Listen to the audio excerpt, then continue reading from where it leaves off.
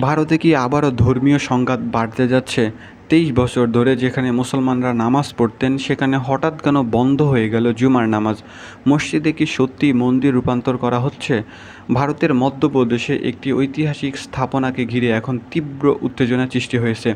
হাইকোর্টের এক রায়ের পর মুসলিম পক্ষ ছুটছেন সুপ্রিম কোর্টে। পুরো ঘটনাটি শুধু ভারত নয়, পুরো দক্ষিণ এশিয়ার রাজনীতিতে নতুন বিতর্ক সৃষ্টি করেছে। ভারতের মধ্যপ্রদেশের ধার জেলায় বোধশালা কমপ্লেক্সকে ঘিরে নতুন করে শুরু হয়েছে বড় ধরনের বিতর্ক। সেখানে দীর্ঘ ২৩ বছর ধরে হিন্দু ও মুসলিম দুই সম্প্রদায় আলাদা আলাদা দিনে উপাসনায় করতেন। সেখানে এবার শুক্রবারে নামাজ পড়তে দেওয়া হয়নি।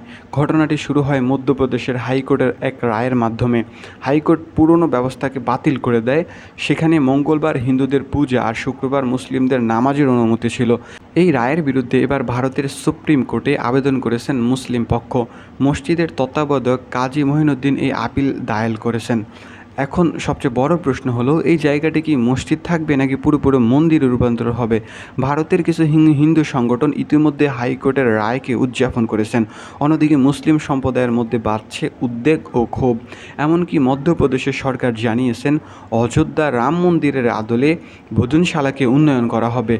সহজ ভাষায় বললে, এই স্থানে বহু বছর ধরেই দুই ধর্মের মানুষ আলাদা আলাদা দিনে উপাসনায় করতেন।